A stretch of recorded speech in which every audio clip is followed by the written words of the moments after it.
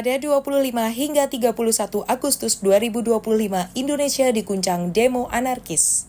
Selama 5 hari tersebut, situasi Indonesia mencekam. Presiden Prabowo Subianto langsung mengambil langkah cepat, tidak hanya menyerahkan keamanan kepada pihak kepolisian dan tentara, tapi mengajak pemimpin umat, baik Muslim, Kristen, Katolik, Hindu, dan Buddha, dipanggil ke istana.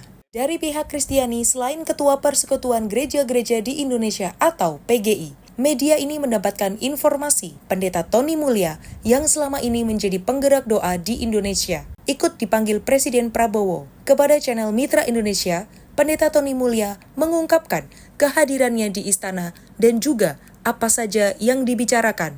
Puji Tuhan, tanggal 25 Agustus yang lalu terjadi demo, tapi tanggal 28 terjadi demo yang tambahan, tanggal 29 menjadi cukup parah. Ya tentunya semua orang kan bingung, ini ke depan apa yang terjadi, karena demonya semakin membrutal dan sebagainya. Karena kita percaya di tengah kegelapan ini ada terang Tuhan akan muncul. Ada satu ayat firman Tuhan bicara kepada saya dari Amsal 29 ayat 4. Lalu bicara tentang kalau raja memerintah dengan adil, maka rakyatnya menjadi senang. Tetapi kalau pajak dinaikkan terlalu banyak, besar, akan runtuh kerajaan. Nah, ayat itu saya renungkan, lalu saya sampaikan kepada seorang purnawirawan ABRI bintang 3 ya. Beliau sampaikan bahwa bisa nggak saya bisa ketemu dengan Pak Prabowo. Ya, saya bilang boleh aja. Dan dalam waktu yang singkat, ya karena ada goncangan ini, Tuhan izinkan saya jadi ada di istana tuh.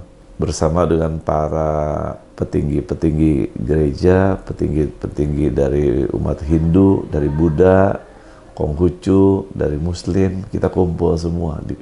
Ya ini inisiatifnya dari orang-orang, dari para imam lah, dimana kita mau sumbang saran, dan akhirnya direncanakanlah tanggal 1 September kemarin. Saya bisa ada di situ, saya juga mujizat. Kalau nggak ada goncangan mungkin saya nggak ada di situ. Kalau nggak ayat 1 itu mungkin saya juga nggak ada di situ. Di situ saya menyaksikan bahwa presiden kita itu adalah presiden yang dipilih Tuhan. Dan hari ini saya pengen bilang bahwa presiden kita tuh dari Tuhan, dipilih Tuhan, bukan dipilih manusia. Yang namanya Abraham pilih anaknya untuk meneruskan keturunan itu Ismail. Tapi kan yang dipilih Tuhan Ishak. Yang dipilih oleh Ishak sebenarnya Esau.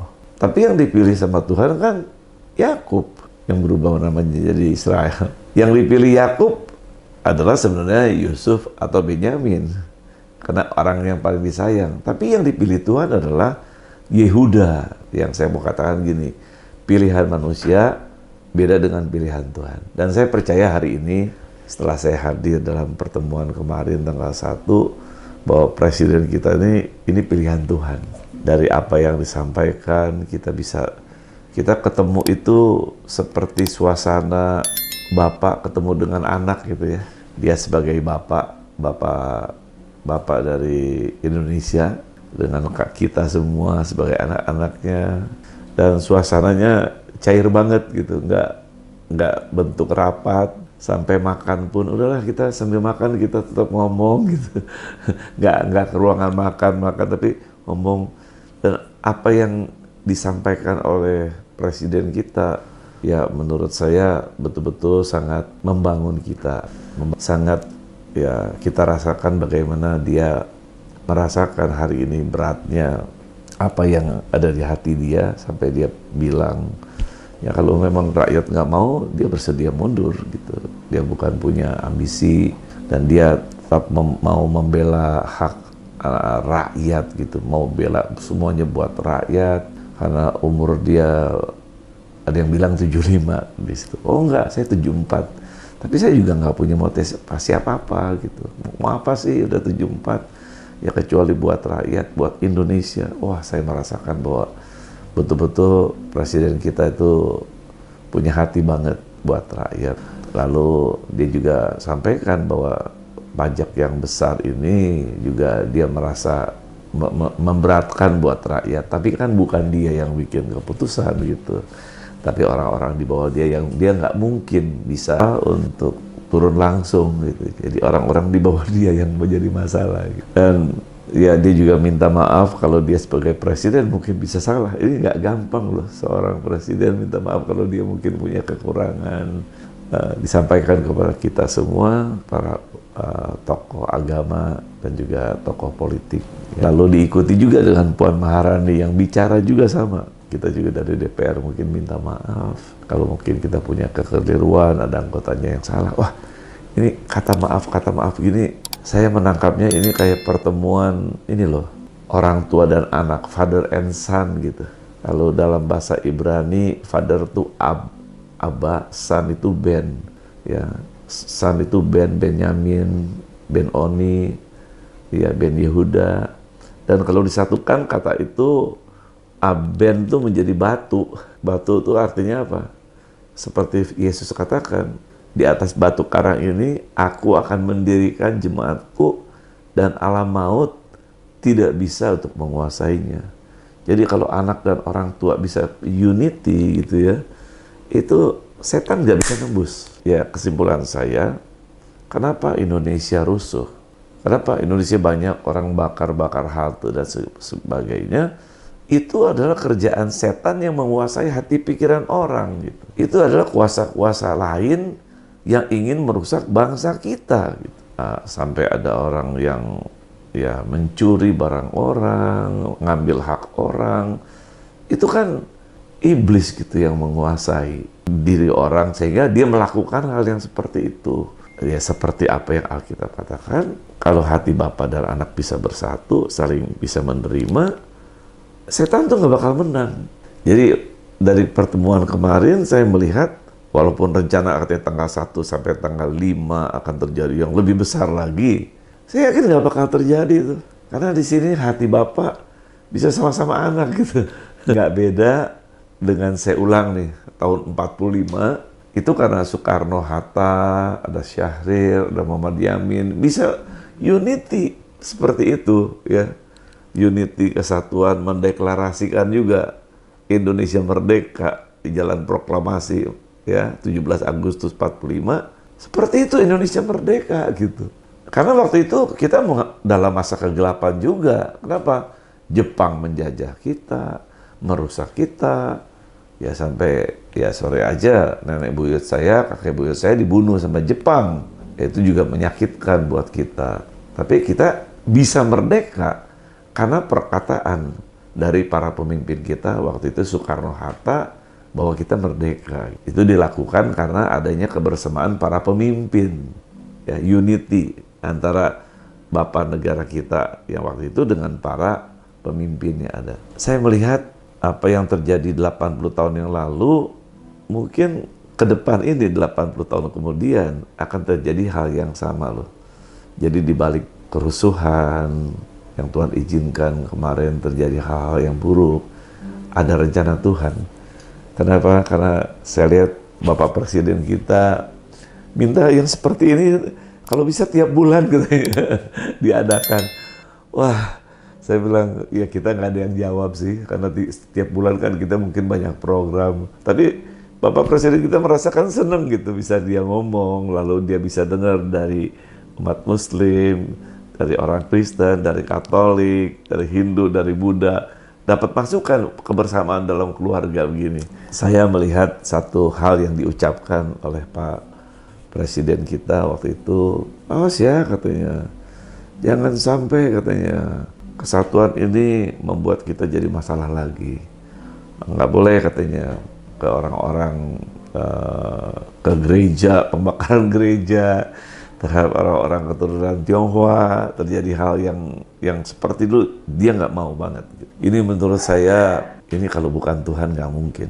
Saya berdoa di ruangan Tuhan, Roh Kudus bekerja di ruangan ini ya, kuasai hati pikiran semua, ya saudara-saudara kita ya, supaya kita betul-betul sehati buat bangsa ini, bukan kepentingan kita sendiri, tapi unity in diversity itu ya bisa terjadi tanggal 1 September tahun 2025. Ini merupakan sejarah menurut saya ya. Saya bisa ketemu dengan Agus Harimurti Yudhoyono ngobrol ya kayaknya nggak ada batas gitu. Lalu dengan ya Pak Jack Manu Putih ya, terus dengan yang lain kita bisa ketemu sesama Kristen, tapi dengan yang orang Muslim juga kita bisa ketemu, bisa ngobrol. Ini menurut saya ya inilah Indonesia gitu ya. Menurut saya ini momentum terobosan, dan saya yakin ke depan hal-hal buruk nggak bisa menguasai lagi lah, karena adanya kesatuan seperti ini yang mungkin di negara lain jarang ditemukan ya. Kita dari berbeda-beda gitu, kalau yang ya Kristen semua banyak lah gitu. Tapi ini dari berbagai macam-macam, tapi kita bisa bersatu, ini nggak main-main ya. Menurut saya ini satu hal yang sangat positif buat Indonesia. Saya meyakini loh, Indonesia ini ke depan bakal maju gitu. Ya, Indonesia ini akan menjadi berkat buat bangsa-bangsa. Tuhan pilih pemimpin yang dari Tuhan gitu, bukan dari manusia, tapi Tuhan pilih dari Tuhan. Dan saya percaya bahwa Indonesia makmur, karena nanti semua korupsi menurut beliau akan dibongkar semua. Ya, jadi kejahatan-kejahatan yang selama ini mungkin timbul tidak akan terjadi lagi, tidak akan dibiarkan lagi. Boleh bikin demo, tapi ya tentunya ada batas gitu. Kalau udah di batas jam 6 sore aja, ya sesuai dengan surat yang dikeluarkan dari peraturan dari Bangsa-Bang PBB itu, kalau udah di atas jam 6 itu kan udah bukan lagi menyuarakan suara dari kepentingan gitu, tapi arahnya kepada makar dan sebagainya, mungkin akan ditertibkan ke depan ini. Ya, saya harap apa yang disampaikan lewat Bapak Presiden kita betul-betul bisa terjadilah. Indonesia merah putih, Indonesia betul-betul menjadi jaya gitu ya. Indonesia menjadi negara yang target kita bukan lagi nomor 4, tapi bisa jadi nomor 1 di dunia gitu. Jadi karena kita punya harta yang banyak, punya kekayaan yang banyak. Pendeta Tony Mulya berkata lewat doa-doa yang dinaikkan umat Kristiani, termasuk doa di Semarang bulan Agustus 2025 lalu, dan keterbukaannya Presiden Prabowo Subianto, maka ke depan Indonesia akan makin baik. Kita di Semarang, kita adakan doa pujian penyembahan 12 jam, dan waktu itu saya mendapatnya begini. Ketika Paulus dan Silas ada di dalam penjara ya, lalu mereka menaikkan pujian penyembahan, itu sendi-sendi penjara yang kuat, belenggu-belenggu yang ditaruh tangan-tangan mereka, itu bisa lepas. Baru 2 orang, Paulus dan Silas. Ya di Semarang kita 12 jam, kita pujian penyembahan. Saya bilang, ini nggak mungkin kalau nggak ada goncangan. Paulus dan Silas ada goncangan, gempa bumi, lepas. Habis mau acara, sebelum acara beres, terjadi gempa di Bekasi, dan bos, satu tanda nih, bener nih, apa yang kita lakukan, ada goncangan gitu. Jadi saya juga pikir akan ada goncangan apa lagi nih, karena untuk melepaskan sesuatu tuh harus ada goncangan. Untuk melepaskan kita dari belenggu korupsi juga harus ada goncangan gitu. Jadi itu yang saya dapat ya, bahwa goncangan bukan selamanya jelek, tapi goncangan itu untuk melepas kita dari belenggu sebenarnya. Dan hari-hari ini dengan begini kan kita juga kayaknya siapa yang mau main-main lagi dengan korupsi? Ancamannya sekarang rencananya hukuman mati loh. Jadi ya nggak main-main gitu. Menurut saya apa yang kita lakukan di Semarang ada hubungannya dengan apa yang terjadi hari-hari ini.